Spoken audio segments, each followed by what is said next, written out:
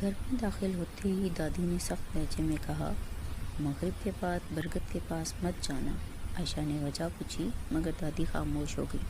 ان کی آنکھوں میں خوف صاف نظر آ رہا تھا، جیسے وہ کچھ چھپا رہی ہوں۔ شام ڈھل چکی تھی، گاڑی کچی سڑک پر دھول راٹھی آگے بڑھ رہی تھی۔ 16 سالہ عائشہ کھڑکی سے باہر دیکھ رہی تھی۔ گاؤں غیر معمولی حد تک خاموش تھا، جیسے سانس روک کے کھڑا ہو۔ اچانک اس کی نظر ایک پرانے گھر پر پڑی، جس کے باہر ایک بڑا برگد کا درخت کھڑا تھا۔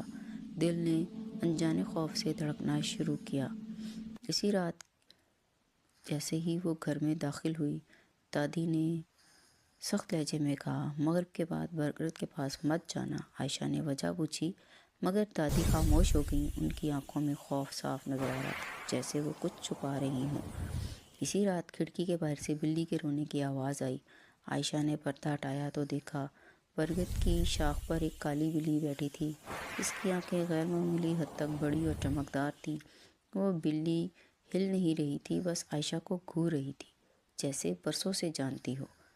اگلے دن ایک بوڑھی عورت نے سرگوشی کی، وہ بلی نہیں بلیا ہے، جن ہے، اسے معصوم لڑکیاں پسند ہیں۔ عائشہ کے ہاتھ کانپ گئے۔ اسے رات والی بلی یاد آ گئی۔ آدھی رات کو عائشہ نے آنکھ کھل گئی۔ کانوں میں کسی نے دھیرے سے کہا، عائشہ۔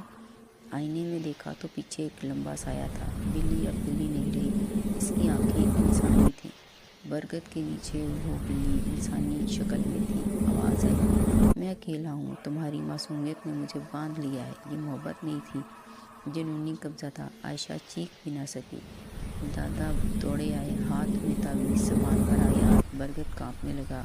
آواز چیخی، بلیا جن ایک خوفناک چیخ کے ساتھ بلی میں بدلا اور سائے میں غائب ہو گیا۔ واپسی کے دن عائشہ نے پیچھے دیکھا، برگد کے سائے میں دو بڑی آنکھیں چمکیں اور پھر سب اندھیرے میں گم ہو گیا۔ دادی کی آواز آئی، وہ